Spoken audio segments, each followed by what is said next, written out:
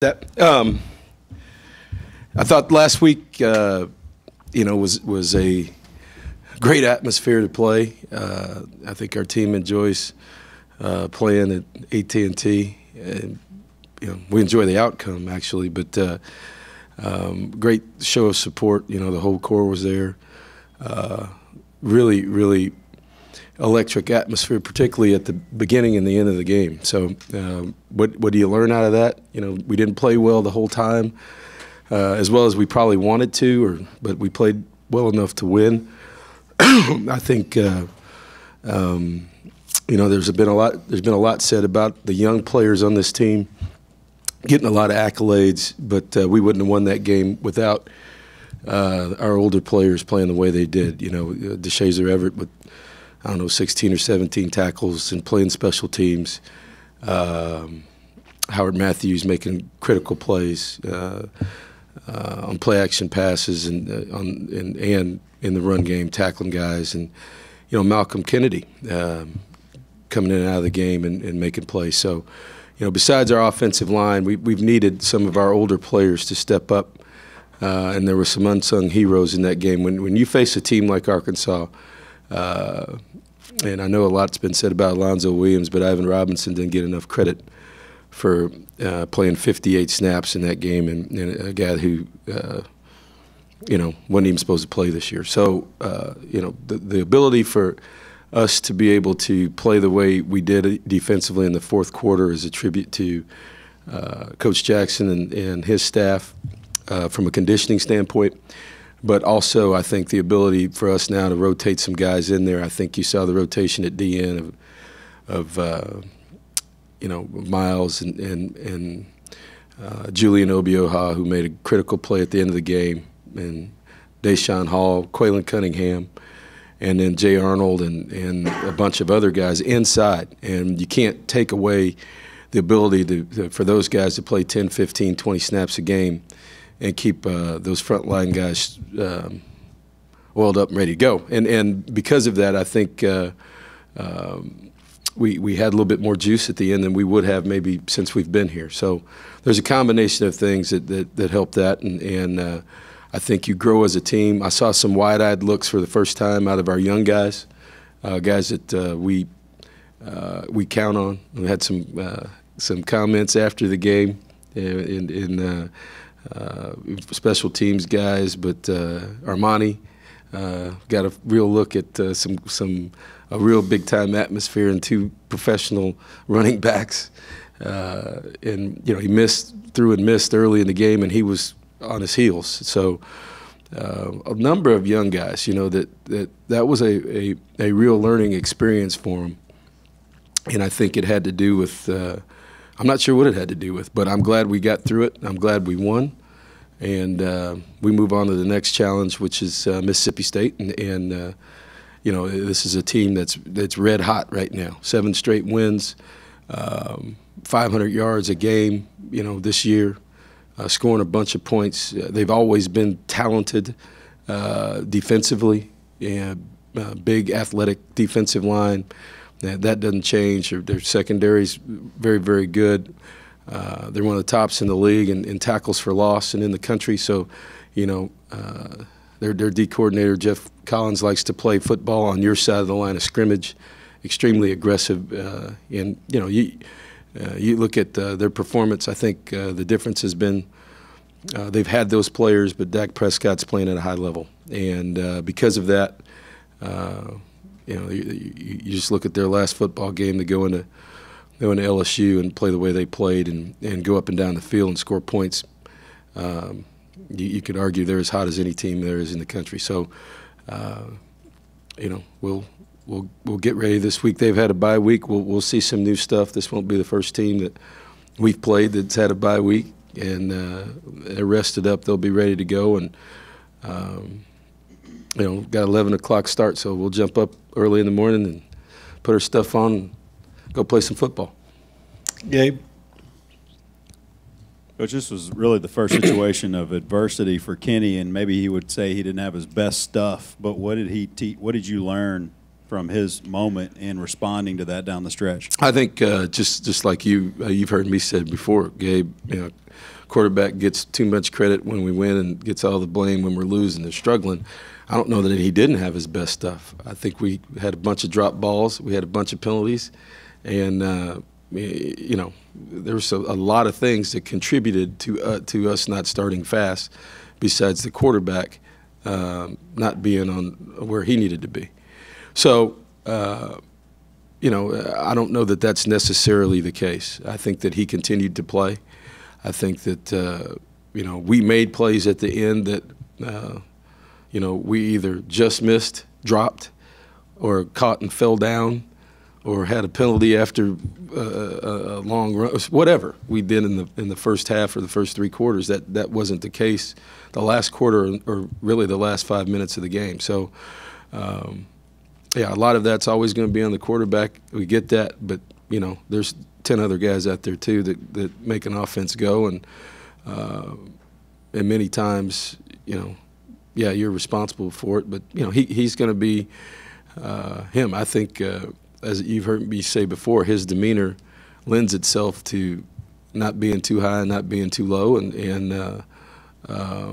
being able to execute, in all environments. And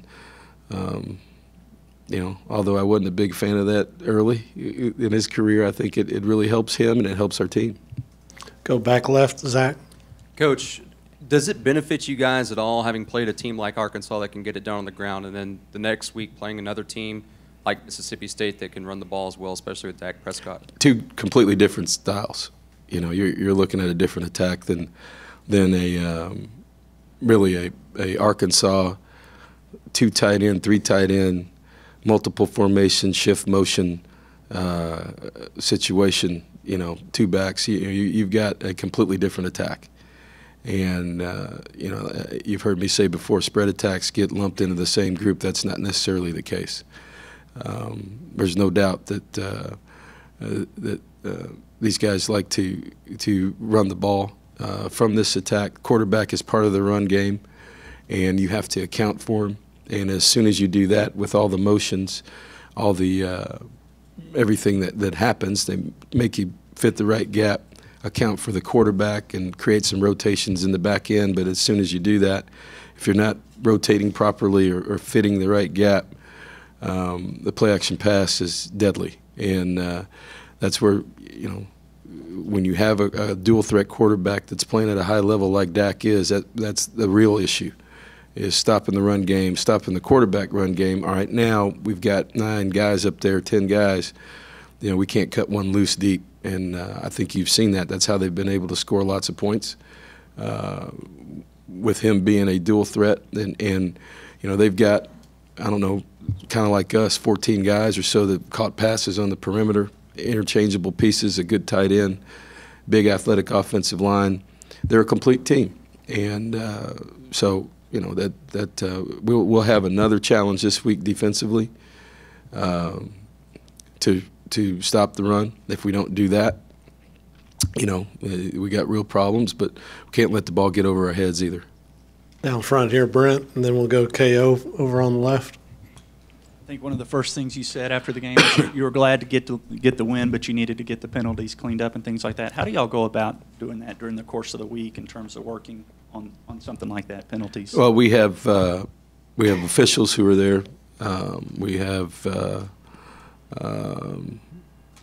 things that we do to try to reinforce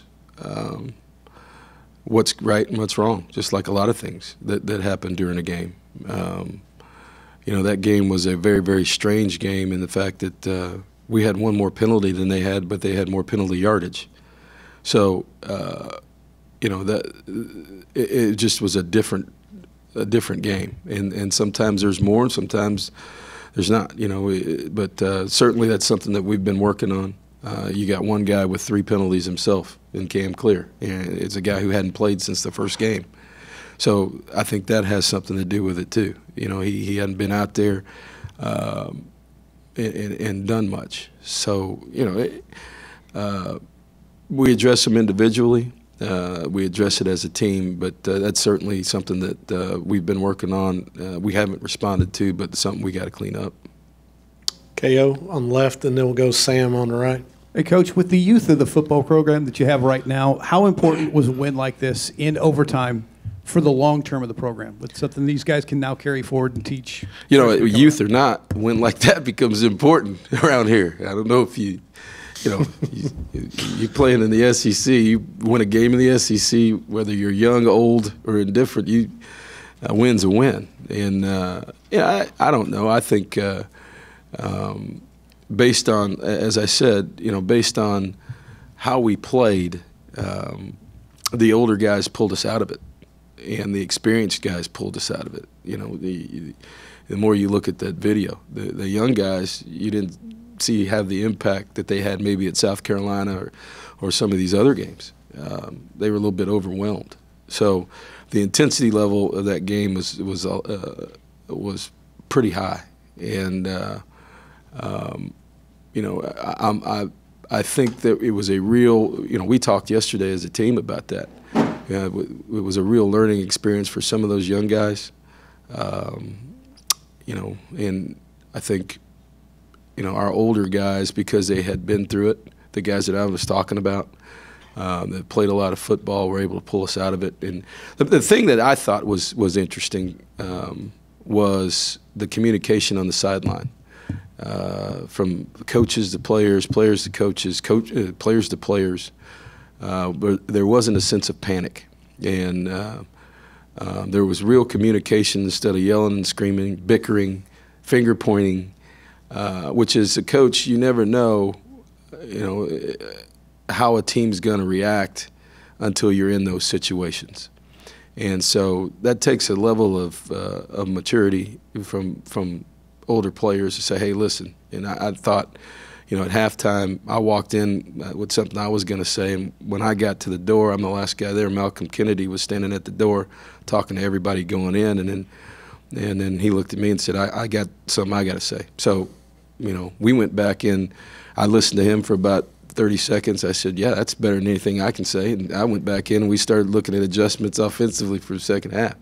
So I don't know what he said, but, I do know what he said. But I think when you start to have that as a team, as a coach, you start to feel a lot better about situations like that. And I think not just winning the game, but younger players seeing a guy like Malcolm Kennedy in that role, I think, down the road, they're going to assume, or they're going to think, hey, that needs to be me.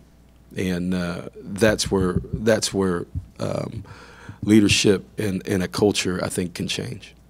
Over here, right, Sam. Kevin, didn't see Brandon Williams return. He looked a little emotional on the sideline. What happened with him? After that first series, he was injured, and we didn't put him back in. And is he practiced yet, and what's the status for this week? He is probable, which is better than probably probable. We'll go to the very back. Go ahead, Mike. You got so many people and lights in here now. I got to look all over the place. You guys move around. We're going to have assigned seating from now on. I like that. Because I look bad on That's TV right. looking Okay. around all over the place. I'll get you covered. I'm just kidding.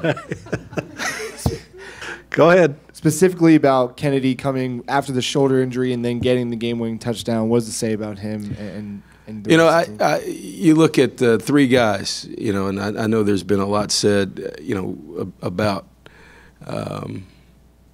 injury protocol and things like that. We do, our staff does a great job of communicating with players or during the game, communicating with me.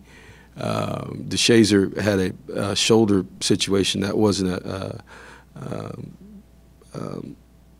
head injury or anything like that when he came out of the game. He had what is known in our world as a stinger, which is a shoulder situation that until you're ready to go, we won't put you back in there. And we do testing on the sideline. Same thing with Malcolm. He came out of the game. I looked at him. I said, well, he's done. His shoulders, he's in real pain right there on the sideline. So, we thought he was finished, and we had enough time with overtime and everything else for him to figure out what was going on. He said, Coach, I can go back in, particularly on this play, because I think he knew it was a touchdown too. So that's what. Well, I didn't see that. from where I was. All right. We'll keep to the back there, Daryl, and then down front, Kate. Coach, how beneficial is it for you to have an extra week to prepare for a team versus just a regular 5 or 6 days? I don't know. We haven't had one this year. So we've played a couple teams with that. I think it all depends. You know, when you're winning, you want to play again the next week. Yeah, a lot of times, you know, this is a hot team that we're playing. So, you know, the bye week can help you. The bye week can do some other things to you. And, you know, as a coach, you worry either way. Let's be honest. You know, you win the game. If you're on a winning streak, you don't want a bye week. You lose a game, you don't want to sit around for 2 weeks and have everybody ask you the same question about last week. So, but for the health of your team and, you know, what you have to manage as a head coach is a bunch of creative coaches that have a bye week and don't have an opponent, and they have a lot of empty whiteboards where they can draw up all kinds of new crazy stuff, and they got extra days to practice. And you know that's all part of it too. What you can handle, what you can't handle. I think the big thing in a bye week now, particularly in our league, is to manage recruiting and you know, getting off. So there are more things during that bye week that you can get done besides your own team and you know, practicing them too much, practicing them enough, and no matter what happens, you know, after the bye week. It's all about whether you win or lose, because if you lose, you either practiced them not enough or practiced them too much, or you gave them too much time. If you win, whatever you did was right. So I've been around long enough to learn that. You know, it's everybody manages the bye week differently, but certainly it gives you an opportunity to analyze the opponent a little bit more and practice. Maybe some wrinkles a little bit more than you would in a regular 3, 4, 5 day week. Down front, Kate, and then we'll go to Christy over here on the left. How do you evaluate the linebackers in particular after Saturday, and where do you want to see improvement from them? Yeah, I think, you know, Jordan still is coming off that ankle. I saw him make some plays. You know, he didn't really shoot it as much as he has been in the past. I thought you can really see, as I said 2 weeks ago, the difference that Deshaun Washington makes for us. He is explosive. He can make plays that some of the other guys can't. I think Donnie Baggs has really improved from where he was a year ago. Matter of fact, I said this yesterday in the staff meeting. From where he was a year ago to where he is now, he's a different guy. Is he perfect? No. But he is a lot more aggressive. He's a lot more physical.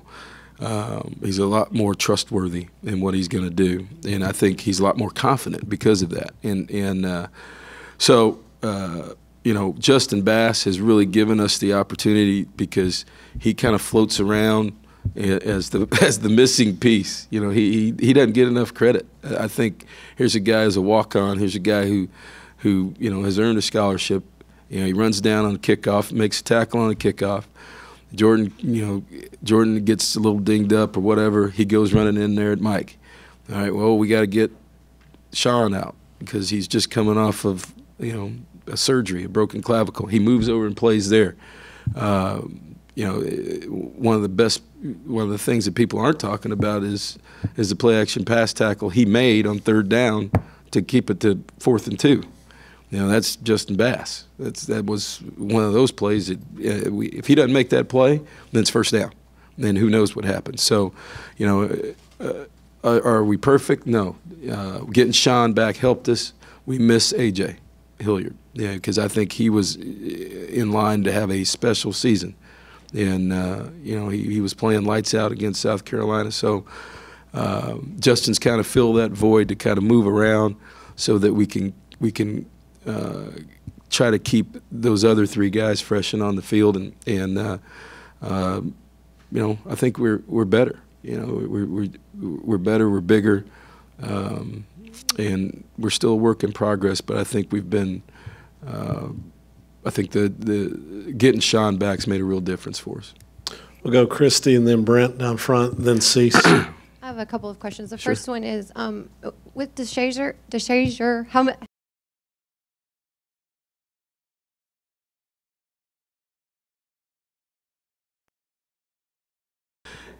No, he's a guy who's played a lot of football. Again, there's a lot expected of him. He's the most experienced corner we have, and with a bunch of young guys out there. Whether it was Devontae who missed a bunch of the season, and then Victor, all those guys that are playing corner don't have near the experience he has. He's got to be able to communicate. We went really the first part of the season with 2 seniors and 2 freshmen out there in the back end, and Burns is even though he's an older guy, hadn't really played defensive football. He's a special teams guy, so he's kind of the leader of the group. Not kind of, he is, and he puts a lot of pressure on himself to excel and to practice. And the way Wisconsin does things, that's their game plan. Those guys, you go into it, they're going to take those receivers and they're going to run them inside and try to crack our safeties and crack linebackers. And Coach Beatty says it all the time. Safeties get paid to tackle, corners get paid to cover. And their formula for success is to block out everybody else and make those corners tackle. And that's how you get 16 tackles. But that's also why you get real sore. And shoot, we didn't ask him to do much of anything yesterday but watch. So we just need to get him to the game this week, and he understands that. And I think our team understands that too after that kind of effort from him. And you watch him play that way, and then to play on special teams too. I mean, that's a great example to some of the young players here who come out of high school and they come here and think they're only going to play one position. The higher you play, the higher level you play. In order to win, we keep a lot of our special teams, our best players on special teams, and he's done a really, really good job of that too. So he's really important to us. Follow up. You kind of touched on this a little bit earlier, but what is your system for making sure who can and can't go into the game? It's a good question, Chrissy. If you see our guys, our training staff and doctors are all wearing earpieces, and they're in communication all the time about what's going on. And then, I have the ability in communication with them to know what's happening. Somebody will come to me and let me know so-and-so's out, what the issue is during the game. And particularly it affects me, and I relay the information to the coordinators. But the notification process is me and Jeff Banks, the special teams coach, because those guys don't know who's playing what. And if a guy's a corner or linebacker or even an O-lineman, you don't think about it. Well, all of a sudden there's an interception and it's extra point. Well, if we don't know that guy's in there, that's how you eliminate having 10 guys on the field. So the communication becomes important of when the guy's out and when he's back. And as a coach, you've got a million things going on, and your medical staff is is communicating with the player, and that's where you have situations where guys you're notified when guys are being taken to the locker room because I'm not paying attention to that, or when guys are out, how long they're out, what the situation is. So that's kind of the protocol. Not kind of, that is the protocol here, and it's a communication situation that goes from medical staff, doctor, to coach, head coach, to coordinators. Down front, Brent, and then Cease over here on the left. You just kind of chuckle a little bit when the brass tells you, hey, you'll be playing Notre Dame in 2024 and 25. Why? I know it's not your expertise, but why is scheduling done so far in advance now? Nobody in this room might be associated with A&M football in a decade, maybe. Speak for yourself. Yeah, exactly. Wow. Yeah, I won't be. But anyway, the question is, why is that done so far? It's been done like that for a long time. I don't. That's why I said everybody gets on our schedule. It's been done like that for a while. We're playing games on our schedule that the coach, the AD, or the president never scheduled. The current coach, AD, or president never scheduled, or maybe not even the last coach, AD, or president scheduled. So that's just the way scheduling happens. And because we moved conferences and had to play immediately, we had to find whoever we could find to play. and which was a tall order. I think, and that's where we get the schedule that we have. So,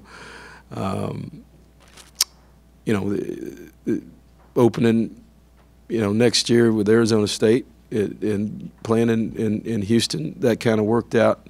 I think the thing that's interesting, though, on scheduling, too, is when you schedule, everybody says, well, why don't you schedule other leagues? You can do that. But the issue then becomes you also want as many home games as you can get. And so when you go to other leagues, like, say, the Pac-12, they're playing on different weekends. I mean, home and homes become hard to have. You have the same amount of home games that you want, 7 games. Everybody wants to play as many home games as you can play. So, scheduling has to work out, and instead of denying your fans another home game, what you want is as many home games for your fans as possible and for your team. And, so scheduling out in advance, it becomes important, I think. I don't know how else you're going to do it because we don't, I'm not, don't get involved in it very much, but, I know it's more difficult and more challenging than people think than, hey, just picking up the phone and saying, hey, you guys want to play? I think sometimes, you might get that at the coaches' convention, late night at the bar or something like that, but we don't schedule the games. So for whatever reason, there's television involved in that too now, so there's all kinds of things involved in scheduling that are more than just picking up the phone and calling somebody and guys just setting it up. Over to the left, Cease. Kevin, I think most people expect Drew Kaiser to kick the ball 50 yards every time. That hasn't happened. Where do you feel he's at right now this season? We've challenged our specialists this week. I think they can play better. I think last week, we for the first time, and we're asking everybody to play at a high level. And we're not going to treat them any differently. We're asking Kenny to play at a high level. We're asking you talked about our linebackers. Whatever that level is for you, we're asking you to play to your ability. The ability to, we've got 3 guys that should be at the tops of this league in what they do. And that's kickoffs and placing the kick where it needs to be. We had some issues with that. We had a missed field goal, and our punting can improve. We talk here all the time about playing. There's all kinds of levels of ability, on our team, and it's our job as coaches to try to maximize where you are, to play to your level, to the ceiling, and try to get beyond that. And then if you're not there, then we're going to push you to do that. And I think, the last game statistically and technically was not our specialist best game. And we're going to need them to play at the level that they are capable of playing at moving forward. We'll go Sam, and then Olin, you'll wrap us up. Had a lot of battles with Dan Mullen. How would you kind of characterize your past battles against his teams, and how has that program evolved under him in your mind? Dan's done a fabulous job. We've was this number 5. We've played twice at Houston, 3 times here. I have a lot of respect for him. We've had conversations before. I know I saw something yesterday. He was talking about the Adidas retreat, and we have, he's come up in a path of success, being with Urban a bunch. I think that's probably influenced him. You can see that offensively, not just particularly at Florida and branching out, and really offensively you see where the influence is, and his ability to put his own twist on things and put in new wrinkles. And I think Dak Prescott is the player that has been wanting, the complete quarterback, the complete dual threat quarterback to make this thing go. They're over 500 yards for every game this year. They're going up and down the field on everybody, and defensively they've had a bunch of guys drafted, since they've been there. and this defense is no different. Big athletic defensive lineman, McKinley in there in the middle. Another 6'4", 6'5", 250-pound Mike linebacker that can move around, and DBs that are there. I think this team is extremely athletic, and like I said, they're red hot. And he's done a great job. I think coming from where they are, you look at their win percentage over the course of time. He's one of the winningest coaches in Mississippi State history, and that doesn't come by chance. That comes from hard work. That comes from a plan. And like I said, I think all you got to do is turn on the tape and see that this team is as good as anybody we're going to play this year. All right, Olin, wrap us up. Coach, you were kind of alluding to guys like Malcolm and Malcolm and maybe just Shazer really taking some ownership. Do you see that, or are you starting to see, or do you see the same kind of leadership in this team that you might have gotten, say, from Sean Porter 2 years ago? That's a good question. I think this team is a little bit different. We got so many guys playing. I look back at that 12 team, and we played. I think we played Louisiana Tech. I think we only had 15 guys on defense play the whole night. So we've been playing 96 snaps.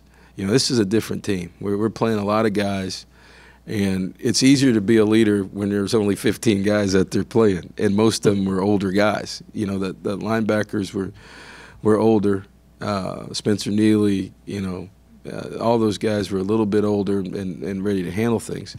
We've got some young guys out there playing, and I think the leadership on this team is different from within just because of the number of younger players that are out there that are just trying to figure out what they're supposed to do. So I think it's, every year you got a different team, but I would characterize this team as a lot different than 12 just because of the number of young guys that are playing, which probably puts more of an onus on the older guys, the few of the older guys that are out there to say, hey, come on, let's go. And instead of really that 2012 defensive team that really was an older group of guys that kind of leaned on each other. Does that make sense? All right. Thanks, Coach. All right. Thank you. Thank you.